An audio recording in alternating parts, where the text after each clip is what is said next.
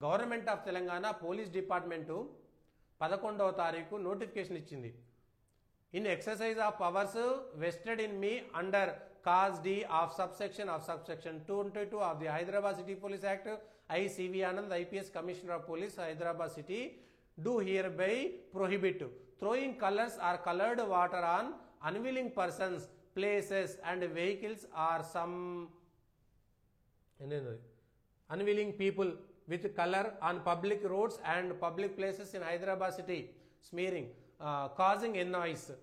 Prohibit movement of two-wheelers and other vehicles in groups on streets and public places, disturbing peace and order and are causing inconvenience, annoyance or danger or to public.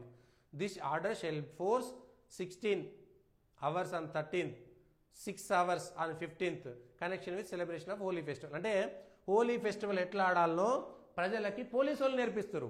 Holi అనేటువంటిది హిందువులది, హోలీ అనేటువంటిది భారతీయ సంస్కృతి.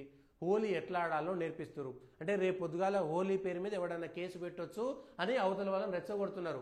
తెలంగాణ ప్రభుత్వము హోలీ పైన ఈ విధంగా వాళ్ళకు నచ్చినట్టుగా ఈ భారతదేశంలో హిందువుల మీద పెట్టినటువంటి దారుణమైనటువంటి ఒత్తిళ్లు ఇంకెవరి మీద పెట్టట్లేదు. మరి రోడ్డు మీద అలీం బట్టీలు పెట్టి పెద్ద పెద్ద బాక్సులు పెడుతుంటే మా చెవులు చిల్లు పడుతున్నాయి.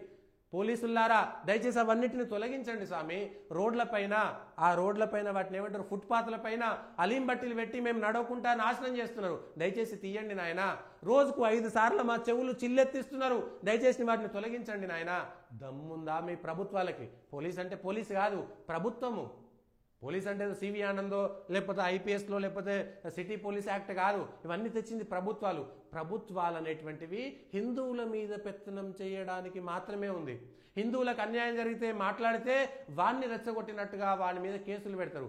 ఇతర మతాల వాళ్ళు మాత్రం మాట్లాడితే వాడు వాళ్ళ మతం కోసం గొప్పగా మాట్లాడు, వాడు రక్షించుకోవడం మాట్లాడు, కాబట్టి వాడు తప్పు లేదనేటువంటి విధంగా. ఎందుకంటే హిందువులు ఓటు బ్యాంకు కాదు, యువతలు వాళ్ళు ఓటు బ్యాంకు. ఇవాళ ఈ దీని సాక్షిగా ఈ హైదరాబాద్లో అనేకమైనటువంటి హలీం బట్టీలు ఇవాళ గోవధ నిషేధమైనటువంటి చట్టం ఉంది.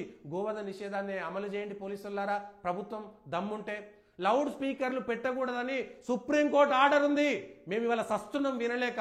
ఒక ఇంట్లో ఉంటే చుట్టూ 14-15 బొంగిలు ఉంటాయి. 16-17 చోట్ల నుంచి ఒకేసారి పెట్టి మమ్మల్ని నాశనం చేస్తున్నారు, మా రొద పెడుతున్నారు. మరి మమ్మల్ని ఎందుకు ఇవాళ హింస చేస్తున్నారు? ఇవాళ 90% ఉన్నటువంటి హిందువులేమో నరకాన్ని అనుభవించాలి. హోలీ ఆడుకోవాలంటే, గణపతిని పెట్టాలంటే, ఇవాళ గణపతిని పెడితే రోడ్ల మీద నడవద్దు, ఇన్ని లక్ష రూల్స్ పెడతారు కదా.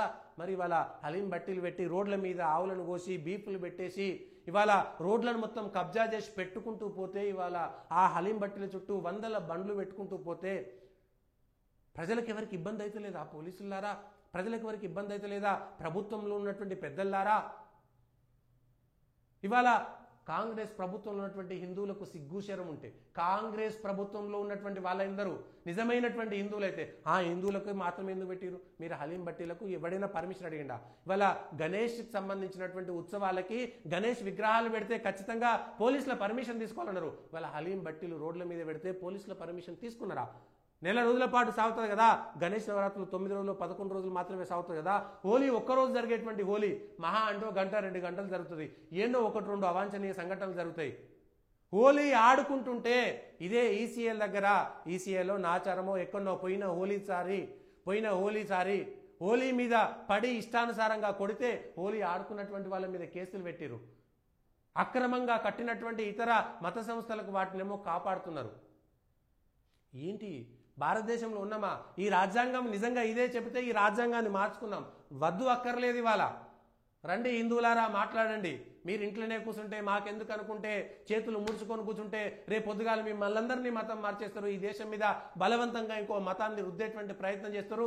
ఆ రోజు మీరు చచ్చి చెడి ఏడ్చిన టిప్పు సుల్తాన్ లాగానో ఔరంగజేబ్ లాగానో వాళ్ళ కింద బానిసల్లాగా బ్రతికినట్టుగా, నిజాం కింద బానిసలుగా బ్రతికినట్టుగా ఇవాళ తెలంగాణలో నిజాం రాజ్యం నడుస్తుందా, రజాకార్ రాజ్యం నడుస్తుందా అనేటువంటి విషయాన్ని ఇవాళ ప్రజలందరూ ఒకసారి ఆలోచించుకోవాలి. ఇదేనా నిజాం రాజు? రజాకార్ అనేటోడు కూడా ఇట్లాంటి నిబంధనలు పెట్టలేదు. హిందువులు ఆడుకునేటువంటి పండుగల మీద ఇట్లాంటి దారుణమైనటువంటి ఒత్తిడులు ఎందుకు తీసుకొస్తున్నారు? ఎందుకు స్వేచ్ఛ ఉండట్లేదు? ఒకవేళ ఎవరికైనా ఇబ్బంది లేకపోతే బలవంతంగా కూర్చుంటే వాడు వస్తాడు, అప్పుడు చూసుకోవచ్చు. కానీ ముందే ఆడకముందే మీరెవరయ్యా పెత్తనం చేయడానికి? భారతదేశంలో హిందూ సాంప్రదాయాల మీద, హిందువుల యొక్క పండగల మీద మాత్రమే మీ పెత్తనం ఏందయ్యా?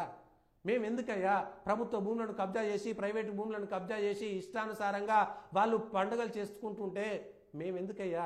రోడ్ల మీద పండుగలు చేసుకుంటుంటే మేమెందుకయ్యా? భారతదేశంలో హిందువులకు స్వేచ్ఛ లేదా? బ్రతికేటువంటి హక్కు లేదా? భారతదేశంలో హిందువులు రెండవ శ్రేణి పౌరులుగా బ్రతకాలనా? ఏమిటి ఈ బాధ? ఒక హిందువుగా బాధపడకూడదా? ఒక హిందువుగా ప్రశ్నించకూడదా? ఒక హిందువుగా మాట్లాడకూడదా? ఒక హిందువుగా ఈ దేశంలో నాకు హక్కులు లేవా? హక్కులు ఉన్నాయి కానీ నువ్వు హోలీ యువతల మీద వాళ్ళ మీద. హోలీ అంటేనే నలుగురు కలిసి ఆడుకునేటువంటిది, 10 మంది కూడి ఆడుకునేది. ఇవాళ 10 మంది కూడదంటే హోలీ ఏంటి అంటే? పరోక్షంగా నువ్వు భారతీయ సాంప్రదాయాలని, హిందూ సాంప్రదాయాలని మెల్లగా చిన్నాభిన్నం చేస్తూ పోతున్నారు. ఇప్పటికే అనేకమైనటువంటి మెకాలే విద్యా విధానం ద్వారా భారతదేశం సర్వనాశనం అవుతుంటే ఇప్పుడు ఇంకా ప్రభుత్వాలు ఇంత దారుణమైనటువంటి పరిస్థితి తీసుకొస్తున్నాయి. ప్రజలారా ఆలోచించండి. ఇంతకంటే ఇంకా మీరు ఇట్లోనే పోతుంటే, ఇంట్లోనే కూర్చుంటే, ఏమీ మాట్లాడకపోతే ఎంత దారుణంగా మనం ఉంటామో ఒకసారి అర్థం చేసుకోవాల్సినటువంటి అవసరం ఉంది.